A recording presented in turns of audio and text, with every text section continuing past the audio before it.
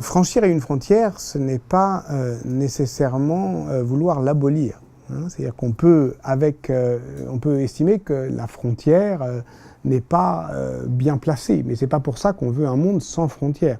Je ne voudrais pas d'un monde où on ne ferait plus la différence entre la fiction romanesque et le fait historique. Bonjour, je m'appelle Patrick Boucheron, j'ai 50 ans, je suis historien, médiéviste même dans le civil.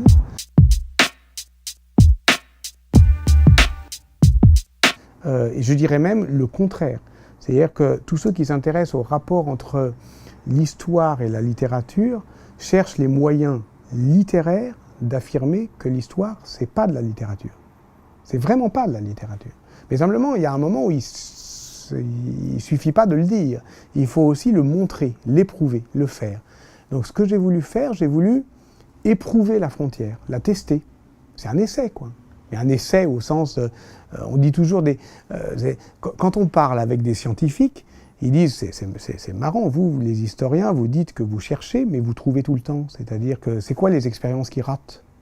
Pour qu'on puisse construire un savoir, il faut aussi tester des hypothèses et que toutes ne réussissent pas. Donc je ne dis pas que c'est un essai réussi, Léonard et Machiavel. Je dis que j'ai tenté quelque chose. Voilà. Mais ce quelque chose, c'est quoi ? C'est simplement l'idée que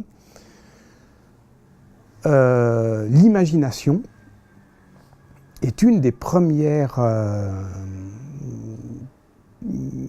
qualités, mais pas au sens de vertu, hein, au sens simplement cognitif, de ce qu'on a à faire, de l'historien ou de l'historienne. Ça veut dire que c'est une des provinces, l'imagination, de l'érudition. Voilà. C'est-à-dire qu'être vraiment érudit, être précis, être technique, être sérieux, c'est imaginer.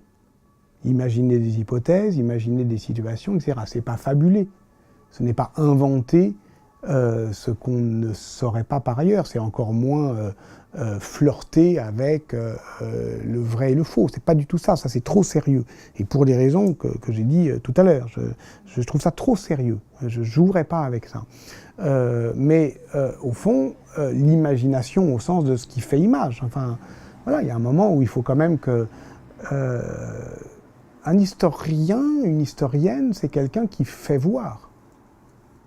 Or, faire voir, ça s'appelle imaginer. Enfin, on peut dire que c'est imaginer. Alors, qu'est-ce que ça veut dire ?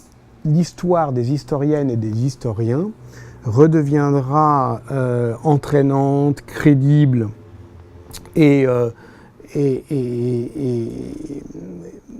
efficace du point de vue social que lorsqu'elle se sera vraiment complètement déprise d'une forme d'arrogance professionnelle qui s'accroche. Alors de temps en temps, il faut effectivement rappeler les règles du métier.